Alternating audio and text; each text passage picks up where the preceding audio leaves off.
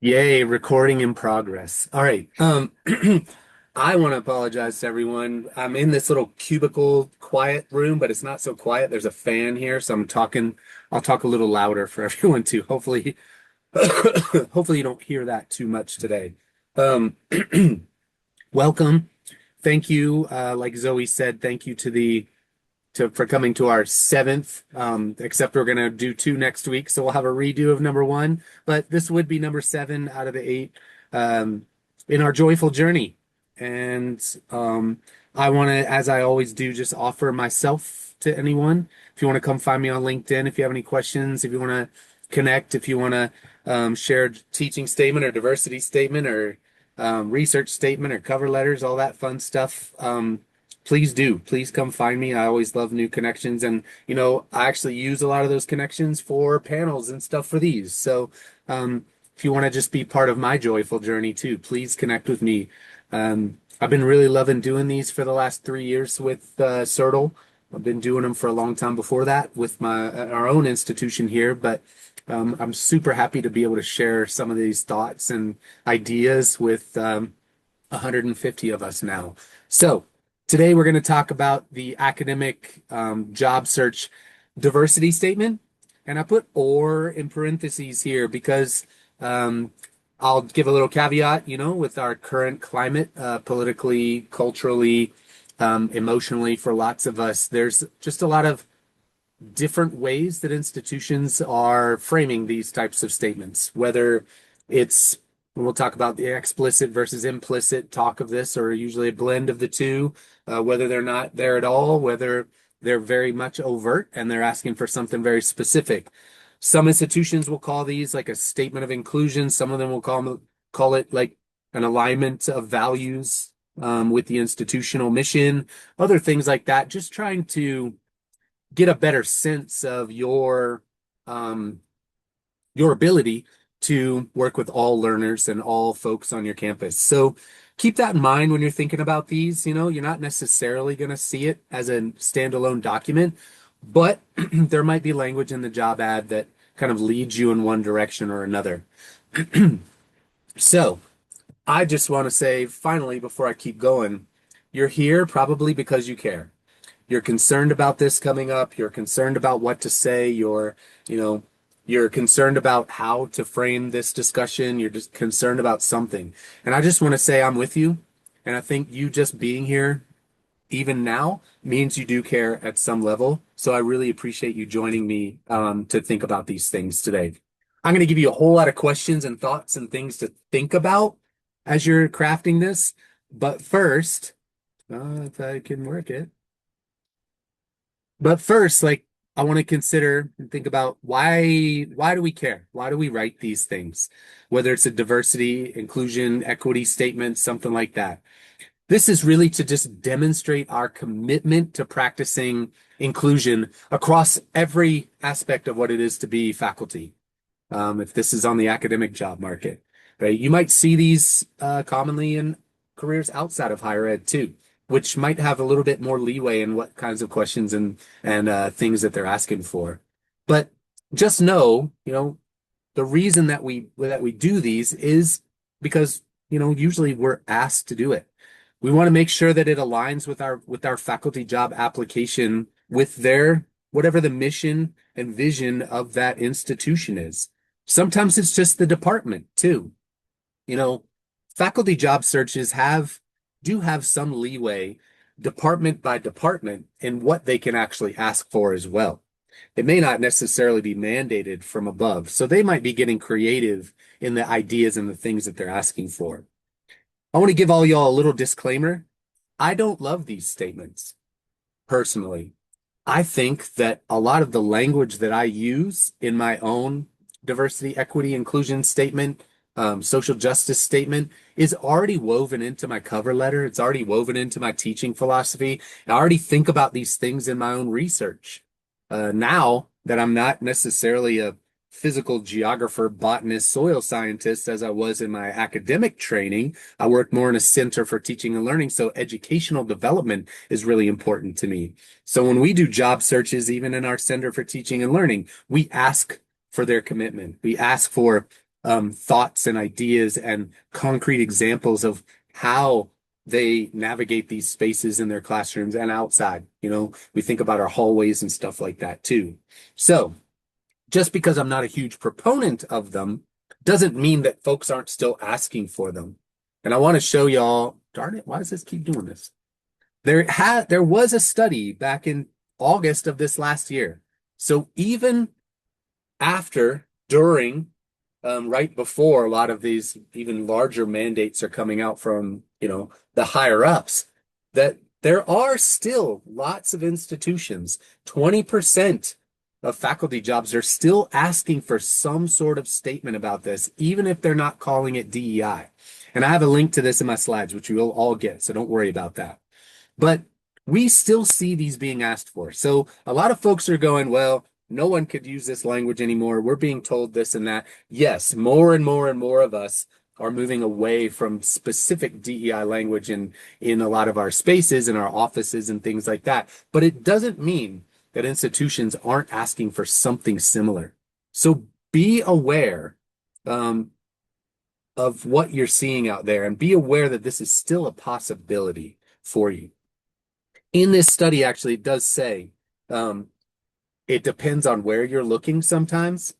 For some reason, it's our coastal areas that are more inclined to ask for these statements. Usually, sometimes, I'm from Tennessee, so I know the southern states and southern institutions aren't necessarily asking for it. So there's some pockets. Midwest states aren't asking for them as much, but there's some pockets, public and private institutions that are still asking for these, as well as different departments depending on the institution you're looking at.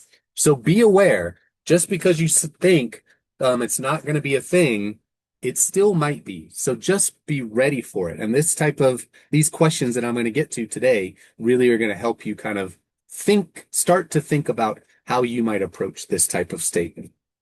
Okay, so there's 3 ways that an institution or department or whatever might be looking at or asking for something about this. They could be explicit about it.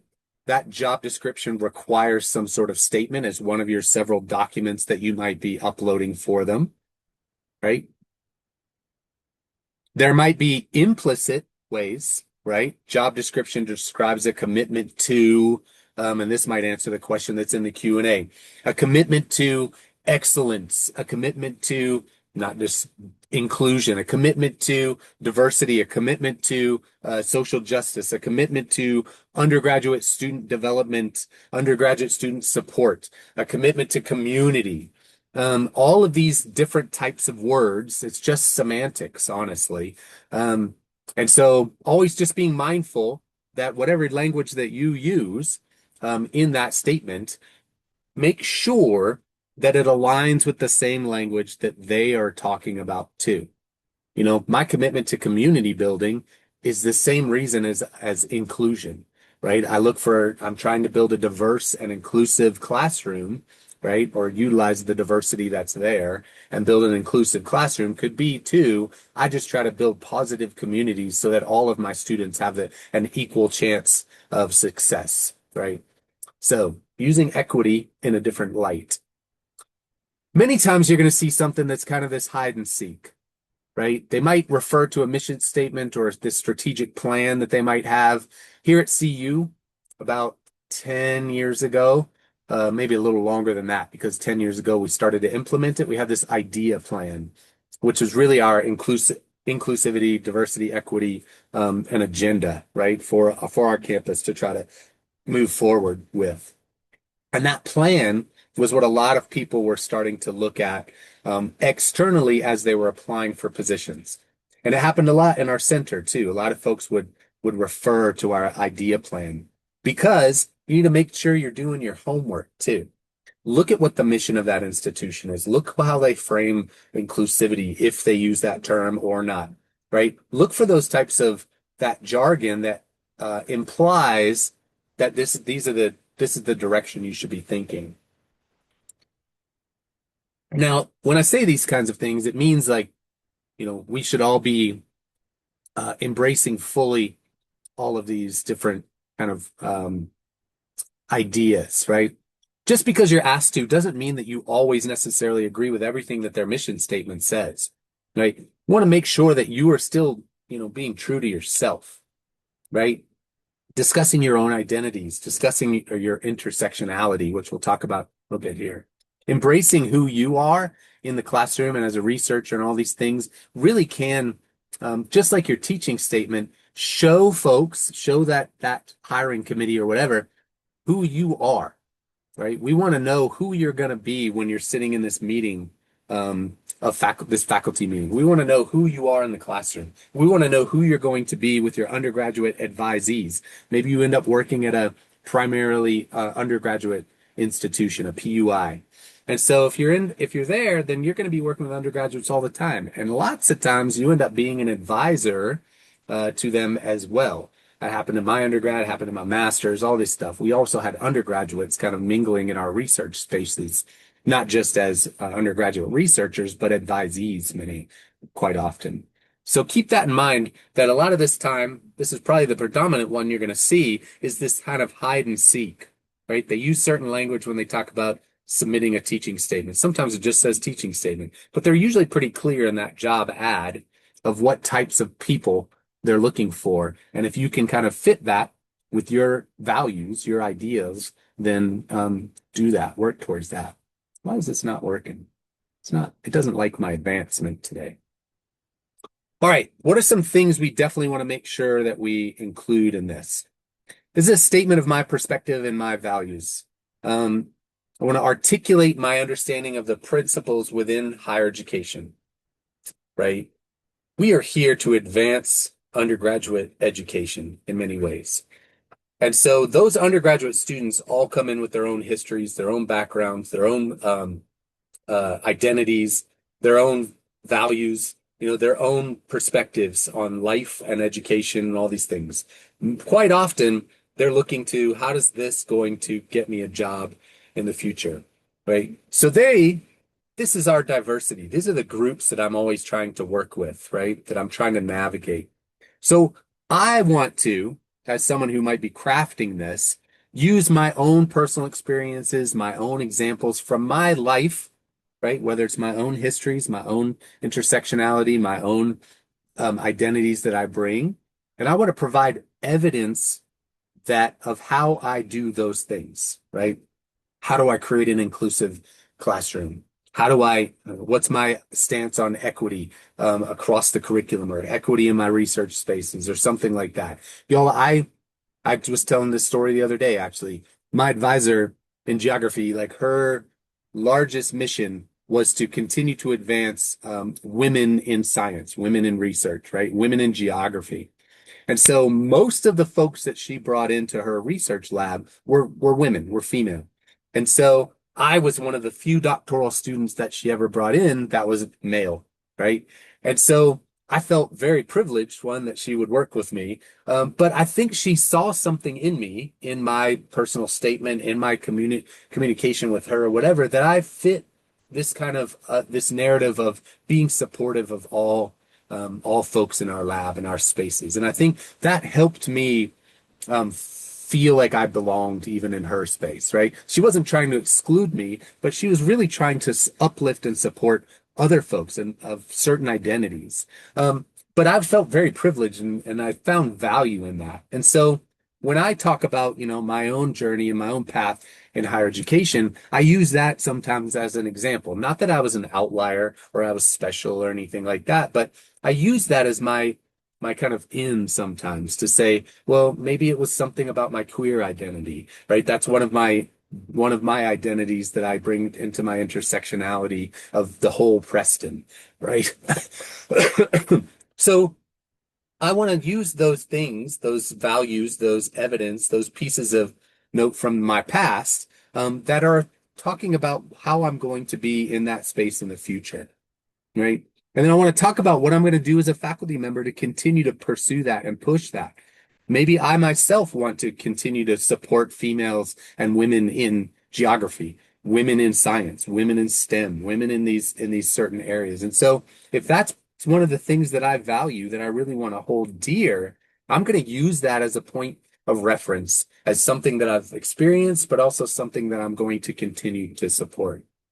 Now, that is an aspect of DEI. That is equity, right? That is diversity of thought and diversity of understanding and diversity of people in my spaces, right? That is inclusion without necessarily always having to use the term DEI. I might support those values as I move forward as a faculty member without ever necessarily needing to use that language, right? What do I want to do as a future faculty member? So I'm going to go through four different things, and then we're going to pause, and I'm going to go back to the Q&A with there. I'm going to give you a little thought experiment, a little time to think about some of these questions. I'm going to throw a lot of questions at y'all today. So when I'm thinking about my experiences and my own identity, I want to think about, I'm going to ask myself, how have my experiences enlightened and empowered me? How do my previous experiences inform how I engage with others? Right? Engagement is another thing without having to use DEI terms. Do I embody an underrepresented group in my field? If yes, if any of these are yes, how and why is that meaningful to me as a scholar? Right? Y'all, I start out my diversity statement when I've applied to different positions that has asked me one. I say, first of all, I'm a middle-aged white cisgender heterosexual or sorry, queer male, right? And so I think about those things when I put this up front. Not everybody does that. Not everyone would feel comfortable about self-identifying all of their intersectionality, but I like to do it because I really want to promote and be very transparent with who I am and what I bring to this space, right? And that's not for everyone, but I feel like it's necessary for me to be out upfront with who I am in whatever space that I'm coming into. I want to bring my whole self. So that's just me as a person, right? In different spaces, these general spaces, whether it's the hallway or my office hours or whatever. When I'm thinking about my research and my teaching, I want to think about how have I incorporated what I've experienced and learned into my teaching and my research, right? How did I grow up? What kinds of classrooms have I excelled in? What types of struggles have I had in the classroom? And I want to think about now, my students are not always like me. My students might be like me too. So I want to think about how I'm engaging them and how I'm working with that diversity in my classroom and how I'm being inclusive of all of my students, whether it's physical or accessibility needs, right? So I'm thinking something Beth put in the chat a couple weeks ago was about thinking about universal design for learning as being truly universal, truly a way that I'm trying to think about how I assess, how I'm equity minded in my classroom, how I'm preparing, how I'm creating new assignments, how I'm teaching. Am I always lecturing? Am I doing videos too? Am I doing activities? All these things that I can do, diverse techniques in my classroom that are trying to be accessible for all, right? And then how will I continue to make my classrooms and my research spaces and my hallways inclusive? And is my approach unique? How is it unique? How am I different from what I've experienced in the past? Y'all, many of us have been in school or college, and now maybe postdocs, maybe we're faculty, maybe we're staff already. We've been around these spaces for a really long time. We've learned a lot coming up through this. What have we seen that worked? What have we seen that didn't work so much? Talk about those experiences. Talk about those examples. Just like in our teaching statement, we want to use concrete examples. What do we do in our classroom to be inclusive? What do we do in our hallways? What do we do in our meetings? What do we do in our other spaces? I acknowledge, that I take up a lot of airspace. I talk a lot. I have to really be careful and mindful of that to not be over talking other people, right? And that alone is an inclusive practice, in my view, of making sure that everyone gets equal chance to speak, that I'm not dominating a conversation, right? I'm long-winded, just like I am today. Okay. Oh, no, that wasn't wrong. Thought I had another one. There's two more real quick. Collegial collaboration. How have I handled working with someone with others of diverse backgrounds and experiences? What have I learned from those experiences? How do I help establish and maintain that inclusive environment in my non-classroom, non-research areas? You know, a lot of these faculty job searches, they want to find someone who fits best with them. They don't necessarily just want your research to fit or that you can just teach all these classes for them and with them. They also want to know, like, how are you going to be as someone who's going to be sitting across the table from me every week for these faculty meetings for the next 20 years? If I come in there with some aggression, if I come in there with different ideas, if I come in there with different values that aren't in alignment, they want to know that. So I'm going to talk about these experiences as in graduate school with my cohort, with my colleagues, with my peers. I'm going to talk about my experiences as a TA with an instructor of record. I'm going to talk about my experiences as an instructor of record with my TAs. Well, y'all, my TA just wrote me right before this. I need to get back to her. But, you know, I work with that's their team teaching for me today, so I can do these things. But it's great to like have that understanding about myself and how I interact with other folks that then I can convey in statements like this. Now, if I don't get a statement like this, how might I talk about this in my cover letter? How might I talk about this in my teaching statement? How might I talk about this in my research statement? Some places might ask for a service statement, which is another kind of aspect of this. All of these past experiences are what leading into my future, right? How will I demonstrate a continued willingness to learn and grow from others, from my own teaching, from my own research, from my new collaborations, my new coworkers, my new colleagues?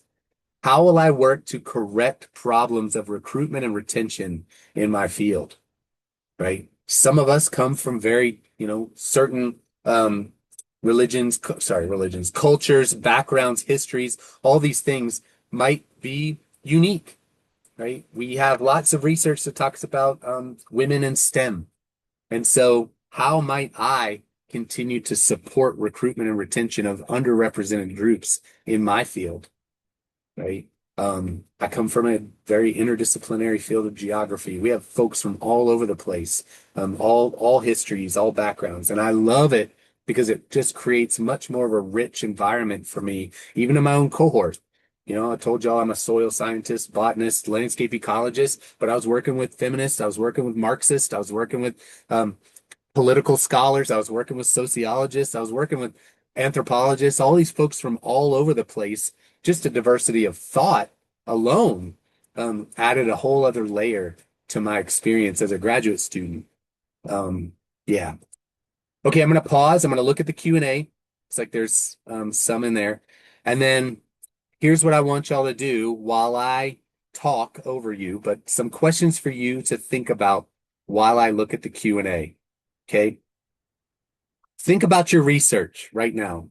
These are kind of just new prompts for you to start to think about your own statement. How do or will you support students of diverse backgrounds who may work with you as a research assistant or thesis student? How do you or will you use inclusive teaching practices, or how have you approached teaching diverse groups? Mentoring, being mindful here, a lot of us don't have a lot of teaching experience. So think about how mentoring might be teaching too for you, right? Maybe you're working in a research lab and you don't actually get teaching experience. Just remember that all of those undergrad researchers that come through, if you're a postdoc, all those new PhD students, if you're a PhD student, all those master students that might be coming through, those are all teachable moments. How do you work with them collegially or as an advisor, advisee, mentor, mentee? Those are all teachable moments. Those are all ways to think about teaching. Service. Do you hold positions in your department, on campus, professional associations related to diversity, equity, inclusion, and justice, social justice? How might those shape your approach as a faculty member? Do you want to continue to be part of those groups? Right? Is it an opportunity for you to start to think about how you might join some of these groups? You can also discuss the outreach you may do in the community. And then especially, if you're thinking about ways to interact with others, right? Then you think about related to these marginalized groups. Like, what are you doing? What can you do? How might this work for you? So I'm going to give you all just a moment to think about that, and I'm going to look at the Q&A.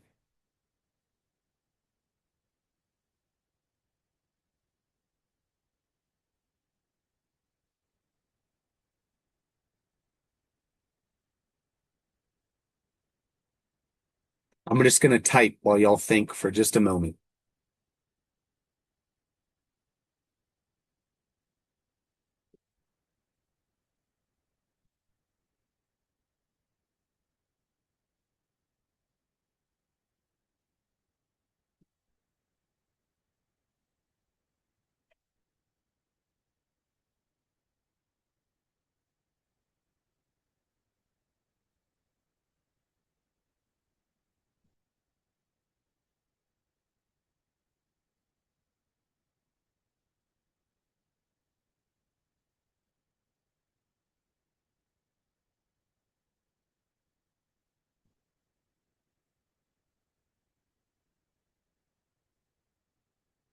All right. Actually, I do want to talk about these two in here. Um, I think that a lot of folks are get this really strong feeling. I wonder, um, strong feeling about coming from a more marginalized group, and worrying about self-identifying with that you are part of a marginalized identity. I always want to say here that if there's a place that would have any sort of negative reaction to that, it's not a place I want to be. I know we all need jobs. I know we all need to find employment. I know I'm privileged to have a job right now, and that's very difficult. But I also want to say that being true to myself, being true to my own identities, being true to my own intersectionality is really important to me. Tammy, did you raise your hand? But okay. It's very important to me to remember that. And that I'll tell y'all a story. Here's a story. My third, so I was privileged enough to have a couple different faculty offers, right? One was at my alma mater. I went to a very tiny Presbyterian school. And if y'all know religion very much, Presbyterianism is pretty open, pretty nice, pretty chill, right? My parents have always been Presbyterian. I no longer really um, I'm spiritual but not religious, I like to say. But this institution went from being pretty cool, pretty open to all identities, very much LGBTQ friendly. And for me, that was really important as an undergraduate student. But when I went back as a possible faculty member, their perspective had changed. They became very much more strongly religious. And for me, that didn't work for me. I was unable to agree with some of the things that I was being asked that I needed to do as a faculty member. And that made me very uncomfortable. So my own personal identities that I stayed true to made me not go and work at that place. I couldn't change who I am to align with the mission of that institution. So I'm sorry, and I apologize if that, hits anything for anyone, but I just want to address especially these two comments in here about identifying as underrepresented group being used against you. I think that it's more important to me, and it should be to all of us to stay true to who we are. You can't change those. And if someone has something against you, I don't think you would last there very long anyway. You may not want to stay. It might be toxic. So keep that in mind when you're thinking about where you're applying. Um, I know it's very hard, and like I said, we all want a job. But there is a job out there for us. Sometimes we just have to get a little bit more creative in where we're looking and how we're looking. Okay. Hmm. Thanks, y'all. Okay, I'm going to keep going on my thing, but I'm going to come back to this. Now that everyone's had a little bit of a chance to think about these things that I just sent. All right, last couple here, actually. I don't have tons more. want y'all to think a little bit about what are they looking for. When I say they, what are those institutions? What are they searching for? What do they want from you? I have 8 little things here that I'll go through briefly. They're looking for commitment, creation, enriching, exposure, leadership, mentoring, outreach, recognition, service, and production. These are kind of these 10 little points here. When it comes to commitment to using a faculty position to be a force of enlightenment and change by opening up opportunities to students who may never have known the intellectual and life options that abound at their university. These are all words. These are all things we can talk about and use, none of which say diversity, equity, and inclusion. When we're thinking about the semantics of this, which I hate to have to use, but ways that we work around the language that we're being told is false, right? That we're being told is fake news, that we're being told is not true, that we're being told is not what it is, right? If we're expressing a commitment to being a force of enlightenment for students who have never been able to be in this position, intellectual and life options that abound at their university. They want to know about your creation of programs that provide access and establish a pathway and disciplines for students in historically marginalized populations, or you can just say for all students. I'm not here just to teach my marginalized students. I'm not here just to teach. I work at a historically white institution at CU Boulder. If any of you are from here right now, hopefully there's some of you in this crowd that know me. But I work at a historically white institution, right? Half of, 3/4 of every class I teach, I look out there's a visual identities in my classroom that I'm very common and understand. But I'm not just here for them. I'm here for everyone in my classroom. No offense if you're in a fraternity. I'm here for the frat boys, as well as I'm here for my first generation low income, historically marginalized students, right? So what am I going to do as a faculty member or a staff member or a tenured faculty member who has a little bit more stability to create programs for students? We talk about recruitment and retention and these things. Recruitment and retention's for everyone. Higher education needs students. So we need to be here for all. What kind of leadership am I taking in any capacity that tangibly promotes an environment where diversity of thought, experiences, inspiration, courage, and determination is welcomed, fostered, and celebrated, right? These are the things, these are the stems that I'm using to build off of, using my own experiences and leading into what I'm going to bring to them as a faculty member. Mentoring is huge. I run a series that's based on SIMMER trainings, which is also out of University Wisconsin-Madison. And we talk about inclusive research mentoring, and we prepare future faculty. We talk to graduate students and postdocs about not only how they're mentored now, but how they're going to be wonderful mentors to anyone that comes into their research space.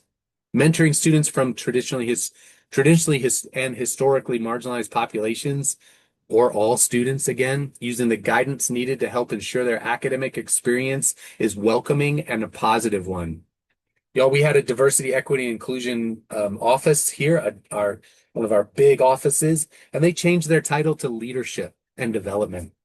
They said they didn't do it because of political climate, but I'm like, well, we still see things coming. We don't know what next year's going to bring.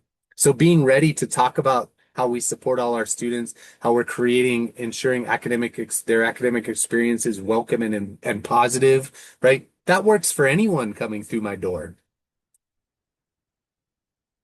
What am I doing for outreach? Outreach to members of student clubs, private organizations, community groups, whose mission includes service, education, extending opportunities. You could stop right there. Or you could talk about disadvantaged populations, historically marginalized communities, underrepresented groups on our campus. Folks, it doesn't matter what the language that's being used. People are still coming to college. People are still pursuing higher education as a means for advancement, as a means for providing back to their community, as a means for thinking about this. We want to continue to foster that no matter who's coming in. And by us using the language that we just have to in that moment, we're going to continue to convey to others that this is important to me and should be important to them. Recognition of the challenges members of society face when they are members of historically marginalized populations. So I'm acknowledging who's coming through my door. And the last two, service that promotes inclusion by striving to dismantle barriers to people of historically excluded from opportunities that all have a right to enjoy. And last but not least, production of research that seeks to improve the lives of others, underserved communities, promotion of knowledge or understanding through research and scholarship that sheds lights on the experience of oppressed or underrepresented communities. That's easy for me to say in educational research, right? That's easy for me to say in a Center for Teaching and Learning. That's easy for me to say at although historically white institution. It's easy for me to say at a place that feels fairly safe to still have these conversations. I know some of you are very nervous about what this looks like for you. I know some of you are very nervous about even the climate that you're in, the institution you're in, the place that you're at right now. But just know that I have a I have a feeling, I have a hope, I have a understanding that things will get better. We will be able to have these conversations. We will continue to have these conversations no matter the language that we're being asked to use, right? But pay attention to that job ad. Pay attention to understand, do your research on what the other folks are doing in that department. Look at their research. Look at their teaching. Look at their CVs. Look at the things that they're engaging in and see how you might fit within that space and see what types of language and types of uh, discussions and examples that you might bring to that space that help support your integration into that community of not of faculty in there. All right, my last thoughts on what to do, and then I'll just be around. We always want to make sure that we're using an asset framework, right? Everything that I bring to that space is a positive for them. I'm not going to talk about continually, unless it's a place for understanding and advancement and learning, just like I've said in the Q&A. It's like, I don't want to always talk about negative experiences unless they were a place for growth, right? I don't want to talk about use a deficit framework or a deficit model when I'm talking about myself, right? What positives do I bring to that space? What's good about my research? What's good about my teaching? What's good about my upbringing and my own identities that I'm bringing to that community that's only going to foster recruitment, retention, foster engagement, foster equity and inclusion discussions, foster creation of an inclusive environment. I always want to be contextual about my privilege and or my disadvantages, right? Why, I'm not going to use myself as a white savior. I'm going to come into this space and take over and rescue the place, all this stuff. But I still am a middle-aged white guy in a lot of ways. And so when I when I have that privilege of being able to speak up, I'm going to use it. And so it's kind of I use my privilege in context.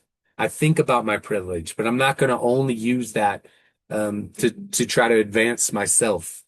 I know that there's very few places in this country that I don't feel like I belong. But there are, and it could be tattoo, it could be my earrings, it could be my pink cat shirt because my poor kitty passed away recently, so I'm honoring her today.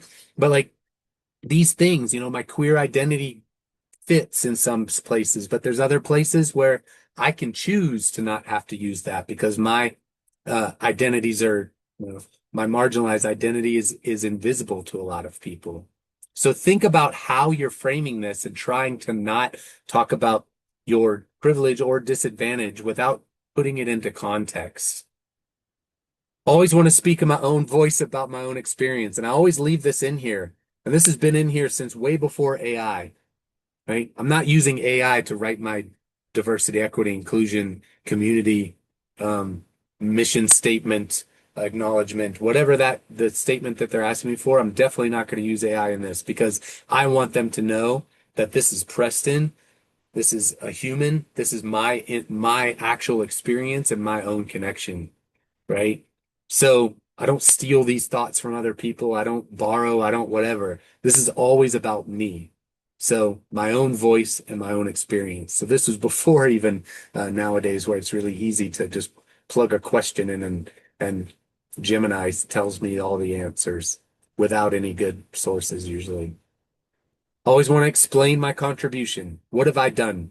Specific, concrete examples once again. And last, I'm always embracing my intersectionality. We are all not just one identity, right? We all have many, many, many identities. Um, my father had Asperger's. There's autism in my family. I have ADHD. I use those as a support for others, right? I've been able to successfully navigate some things that other folks might still be struggling with. How do I continue to uplift folks that with accessibility needs? How do I continue to uplift folks that might be struggling in my class because they're first generation? How do I continue to try my best in my research spaces to uplift those that might not normally be coming into this research space? Maybe they're first PhD student in their family even, which is totally fine. It's still a first generation doctoral student in many ways. And sometimes we're being asked to go and do these things to come back and continue to build and uplift our own communities. So thinking about all of these things are really important as we're crafting all of these statements. And last but not least, if you're not going to do it, right, or if you're not being asked for that individual statement, just continue to think about how these things can be woven into your other statements, right? Just like I said, I'm not a big proponent of these as standalones because everything I'm saying over here in some way or another is falling within all of these other documents at some point. I try to create inclusive environment in my classroom. I try to think about how I'm better supporting other communities in my research, right? If I'm a landscape ecologist, I'm thinking about fire, which I'm thinking about, wildland fire, which is actually, I live in Colorado right now, and we're really worried about fire season. So one of my aspect of my work might be how does fire impact, underserved communities in our area? We have a lot of trailer parks in Boulder because sometimes that's where a lot of folks have to live. Because maybe it's less expensive than another area. So how might a wildfire ripping through Boulder affect the more well-to-do folks on the up in the foothills versus the less to-do folks in another area? So keep those things in mind, right? How do any of these other slides, these other questions that I'm asking you today, how might we weave those into our other statements too? So if we're not asked for this, they still get a clear picture, right, of who we are when we're thinking about DEI initiatives and understandings. Okay, my last question to y'all with this last slide is while I go back to the Q&A for the last thing. So if you don't have any questions and all this stuff, you want to stick around for the last 12 minutes, 13 minutes here, which is awesome to still have. I want you to think about these prompts right here. And I want you to choose one or two of these prompts and write a few sentences, bullet points, or whatever on why any of these speak to you, right? Do you want to focus on removing barriers to access, growth, and success of students, faculty, and staff in institutions of higher learning? That's probably my number one. I'm always thinking about how I remove barriers for others. Are you concerned with accounting for how race and intersecting social identities impact knowledge production and learning needs in higher ed? That's a whole dissertation for some folks. Are you concerned with changing the historical legacies, belief systems, institutional practices that unequally structure social relations in the academy? Some of these, it's not chemistry, y'all. It's not biochemistry. It's not mechanical engineering. Some of these thoughts sometimes make us feel like, oh, that doesn't fit with me. But when I'm talking about me as a human being in these spaces, I don't care if I'm allowed to just go sit in a research lab and look at a microscope all day. I'm still interacting with other people. So it may not be a research project, but it's definitely what I hold and what I value as a human being, as a person who this intersectionality that I bring to this space, right? I work with a trans man when we're doing our inclusive research mentoring. We're like, and I'm consistently asking him how he continues to build up his own research lab. He's in biochemistry and he's amazing and he's always trying to promote community, right? Think about these stuff, even though his research is very much way over here compared to that feeling, that thought, the removing of barriers to access and growth for others, creating rewarding campus environments for everyone. If we want to be faculty, one day we might be asked to be an administrator. We're going to be chair. We're going to be head of thesis and dissertation committees. We're going to be heads of research labs. We're going to be put in control of our own environment. So what do we value? What do we hold when we get put in those spaces that we can convey now? Go ahead, Tammy. Um, yes, I just wanted to, and I'm sure you saw this question, and I think you spoke to it earlier, but the one that says, any words we should avoid, that's how it begins. And uh, if you find yourself having to avoid words or not being able to write what you really value, like Preston is showing you these values, if you're basically devaluing yourself to fit into that space, as Preston said earlier, you probably don't want to be in that space. So I don't even give thought to, well, how do I write it and target it just so I can fit in? But that's just me. And so being a Black woman of African descent and descending from enslaved people in this country, I'm at the, you know what, if you don't want me, I'm not switching myself to fit myself into some box that doesn't want me to be there. So I don't know if that may not be the answer you were expecting or wanting, but yeah, if you have to twist yourself into knots, Hmm. I don't think it's worth it. Yeah. No, and that's exactly what I was talking about with my institution. You know, if I can't put myself in a place where I'm willing to pray with my students before class, that's my example. Then I couldn't be there. And we mutually agreed. Y'all, I sat there with the folks that I went that were my professors, my teachers, my people I love to this day, um, sitting there in front of me, basically us telling each other that we don't agree, that we don't align. That's like the hardest thing. At least these folks are way over here sometimes, right? So my own personal experience was telling my family that I wasn't going to teach at the school, right, that they imagined I would always be at. So there's some really deep down feelings that come with these statements.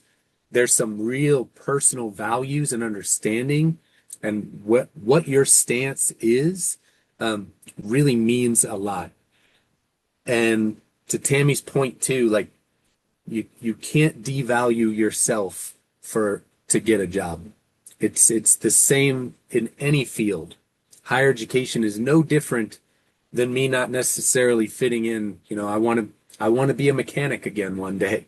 And like I don't know if if it would feel the same for me in certain like I can't work on a Saab. Sorry, that's a bad example, but I'm a Ford guy. Like there's some weird things that come with that. But like there's don't give up yourself for a job. Thank you, Tammy.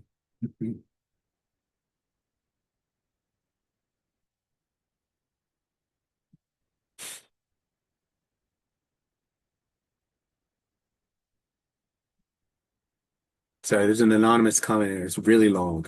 Um, um, Suggestions how to use specific examples in our statement without seeming like we're instrumentalizing people. You know that I think the examples you would give are still your own personal values, your own personal examples. So I don't think that that's necessarily devaluing others or tokenizing others in some way. Um, I think there again comes some soft language around how you were also part of that community. Um, what example? I mean, I think it really depends on what example it is specifically, but seeming like we're instrumentalizing others, like you're you're not, right? If you were doing it with intention, if you're really looking to support others, if you're really looking to break down barriers, if any of these values that I have on this last slide really speak to you, I don't think it's tokenizing. I don't think it's instrumentalizing. I don't think it's devaluing others to promote yourself through that. I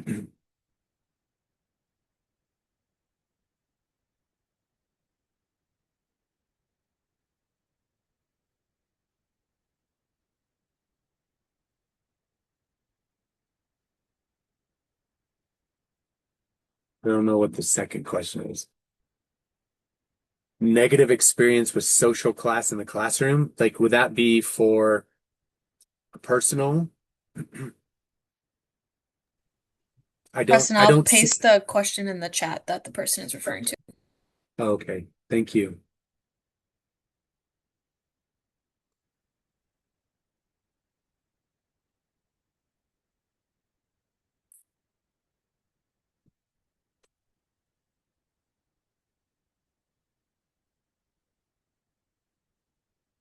Thanks, Hadassah. Hadassah's one of my people, one of my amazing grad students. So thank you, Hadassah. I'm gonna call you out. Someone asked, you mentioned or aware that it's good to have a job now, right? Considering jobs in higher ed is difficult right now. Yeah. Getting jobs in higher ed's been difficult for a little while now. Depends on the field. If you're a business major, you're probably fine. If you're a computer science major, you might be all right. Certain fields for sure. From my experience here at CU at a big R1, certain fields are fine. Many fields are not. Departments are getting cut. Departments are being compressed. Faculty jobs have never been really easy to get.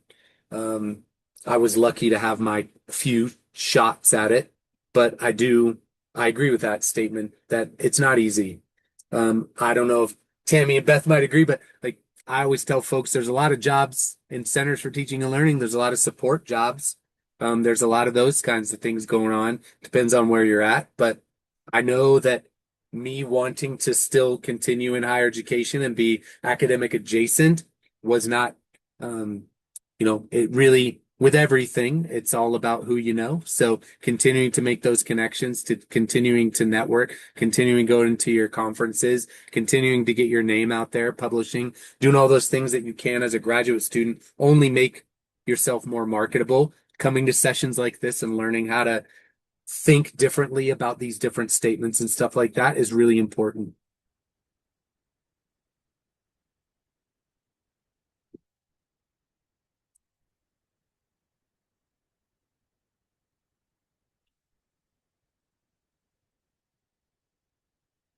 Oh, I'm sorry. I wasn't even looking.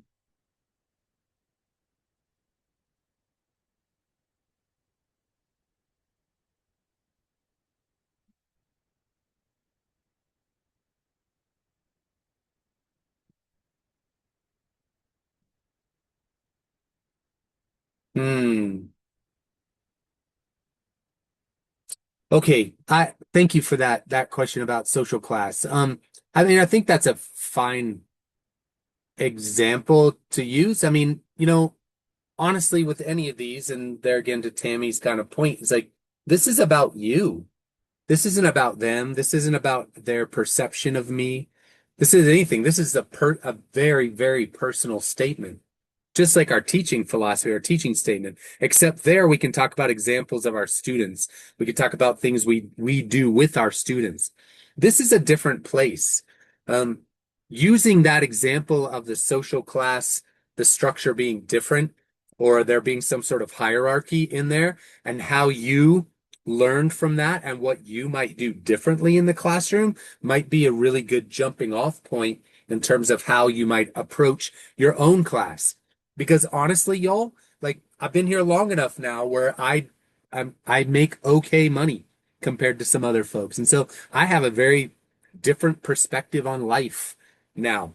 And unfortunately I work at CU Boulder, and a lot of people in this area look at people that live in Boulder very differently. And so some of my folks from Boulder might know this comment, right? We call it a Boulder bubble. And we're looked at differently from all the folks around us, even. And so my privilege of getting to live in Boulder and bike to work every day shows, there's some feeling there potentially between me and even my learners. But what I try to do is, if I'm true to Preston and true to myself as being someone who does value breaking down barriers for others and creating accessible classroom, creating an inclusive classroom, being mindful of others that come into my space without any judgment or anything like that, that changes that narrative. And so I've potentially have grown from learning that about someone else as an instructor to where now how I sit with this as being an instructor myself.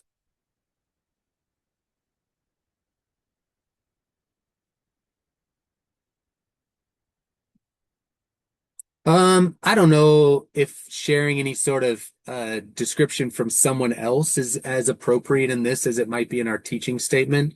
Unless it was clearly about your work towards or your effort towards creating more of an inclusive environment in your class or research lab or anything like that, that might be of value, but I think this one's even more personal about that. And I don't need to have other folks' perspective and narratives to support my own my own values and how I've grown through this.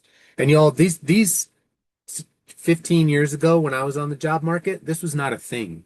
We didn't, I don't remember learning much about creating inclusive classrooms. I don't learn, we learned about active learning and we learned about other things that are uh, kind of parallel, UDL, active learning, these types of things that are parallel to creating that are inclusive classroom practices. But at the time, we didn't.